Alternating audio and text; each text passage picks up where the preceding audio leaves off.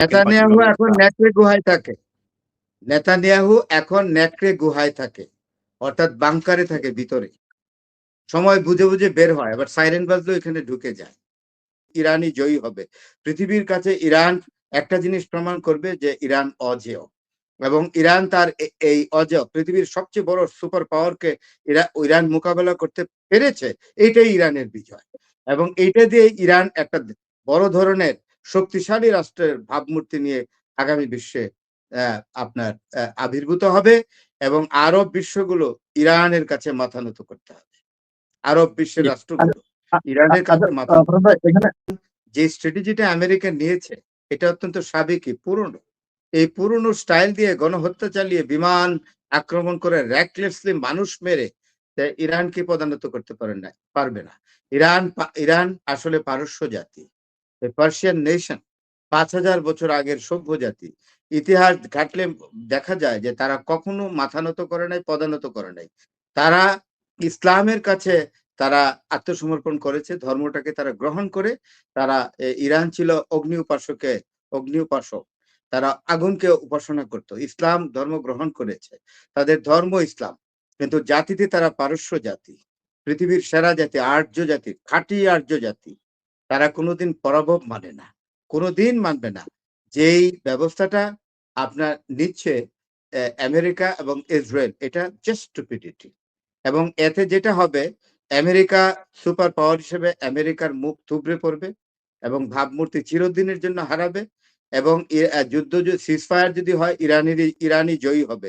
পৃথিবীর কাছে ইরান একটা জিনিস প্রমাণ করবে যে ইরান অজেয়। এবং ইরান তার এই অজেয় পৃথিবীর সবচেয়ে বড় সুপার পাওয়ারকে ইরান মোকাবেলা করতে পেরেছে। এইটাই ইরানের বিজয়। এবং এইটা দিয়ে ইরান একটা বড় ধরনের শক্তিশালী রাষ্ট্রের ভাবমূর্তি নিয়ে আগামী বিশ্বে আপনার আবির্ভূত হবে এবং আরব বিশ্বগুলো ইরানের কাছে মাথা নত করতে হবে। আরব বিশ্বের রাষ্ট্রগুলো ইরানের কাছে মাথা এখানে ইরান যেই হামলা করতেছেন বিভিন্ন ঘাঁটিগুলোতে, ইতিমধ্যেই মধ্যপ্রাচ্যের মধ্যে অস্থিরতা শুরু হয়েছে। মধ্যপ্রাচ্যের দেশগুলো তারা নিন্দা জানাচ্ছেন। মধ্যপ্রাচ্যের দেশগুলো ইরানে হামলার চেষ্টা করছেন। মেবি কাতার থেকে হামলা করা হয়েছিল। দুবাই তারা বারবার হুঁশিয়ারি দিয়ে যাচ্ছেন। মধ্যপ্রাচ্যের দেশগুলো আসলে ইরানের বিপক্ষে গিয়ে ইরানে হামলা করা সম্ভব না। মধ্যপ্রাচ্যের দেশগুলোতে সব রাজতন্ত্র। এগুলো আমেরিকা টিকিয়ে রাখতেছে। এদের সরকারগুলো, এদের যে আমির এবং বাদশাহ তারা তো নির্বাচিত না। তারা হলো হেরিডিটেড রাজবংশ। তারা জনগণের ইচ্ছা, জনগণের সমর্থন মোটেও নাই। এই যে মোহাম্মদ বিন সালমানের পেছনে কি সৌদি জনগণ আছে নাকি? একদমই নাই। ভয়ে মেরে ফেলবে বলে ভয়ে তারা নথি স্বীকার করতে কুয়েত, কাতার, আরব আমিরাত, বাহরাইন, ওমান সব একই। তারা হলো ডিক্টেটর রাজবংশ। তারা এইটা আমেরিকা, ব্রিটেন এবং ফ্রান্স বসিয়ে রেখেছে তাদের সুবিধার জন্য।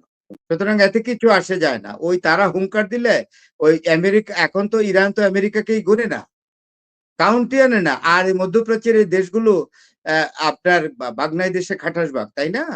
তো এইগুলাকে ইরান কেয়ার করে?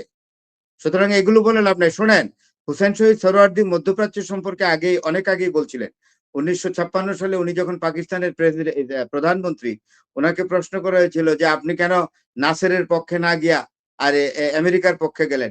তখন মিডল ইস্ট সম্পর্কে বলছিলেন যে 0+0+0+0=0। তো আমিও বলতে চাই Saudi Arabia plus Kuwait plus Qatar, Kuwait plus Bahrain plus Arab Emirates plus Oman =0। সোজা। মধ্যপ্রাচ্যের সকল দেশগুলো মিলে আসলে ইরানের সঙ্গে পারবে না, যেটা আপনি প্রশ্নই ওঠে না। এখানে তো দুটো পরাশক্তি ইরানকে সার্বিক সহযোগিতা করছে, চায়না এবং রাশিয়া। ট্রাম্প আজকে যেটা বলেছেন যে ইরান আত্মসমর্পণ করেছেন আরব দেশগুলোর কাছে, ট্রাম্পের আসলে এই বক্তব্যগুলো দেওয়ার কারণ কি? যে আসলে কি তারা হামলা চালাচ্ছেন, কিন্তু ট্রাম্প বলতেছেন আত্মসমর্পণ। না, এটা হলো বাতুলতা। ইরানের প্রেসিডেন্ট যিনি মাসুদ পেজেশকিয়ান, উনি বলেছেন যে আপনারা যদি আমাদেরকে আক্রমণ না করেন, সৌদি আরবকে বলছে, কাতার, কুয়েত, আরব আমিরাত অর্থাৎ মধ্যপ্রাচ্যের দেশগুলোকে বলেছে, পেজেশকিয়ান বলেছেন ইরানের প্রেসিডেন্ট যে আপনারা যদি আমাদের উপর আক্রমণ না করেন তাহলে আমরা আপনাদেরকে আক্রমণ করব না। এটা কি আত্মসমর্পণ হইল? এটা কি অ্যাপোলজি হইল? এটা তো কন্ডিশন দিয়ে বলছেন আপনারা আক্রমণ করবেন না, আমরাও করব না। তো এটা ডোনাল্ড ট্রাম্প তার মতো ঘুরিয়ে কথা বললে তো মানুষ খাবে না, কারণ এখন মিডিয়া খুব প্রম্পট। হ্যাঁ, আপনার মাসুদ পেজিস্টিয়ান কি বলছে এটা, এটা তো মিডিয়াতে আসছে, তো এটা লুকানো কি হইলো? হুম। আর আমি আরেকটা মোবাইল বিষয় আসি যে হরমুজ হরমুজ প্রণালীতে ইতিমধ্যেই ইরানের দখলে রয়েছেন। হরমুজ প্রণালীর মধ্যে বিকল্পভাবে জাহাজ নেওয়ার চেষ্টা করতেছে যুক্তরাষ্ট্র। যুক্তরাষ্ট্র কতটুকু সফল হবে হরমুজ প্রণালী উদ্ধার করতে? না, এটা পারবে না। হরমুজ প্রণালী চায়না এবং রাশিয়ার কন্ট্রোলে চলে যাবে।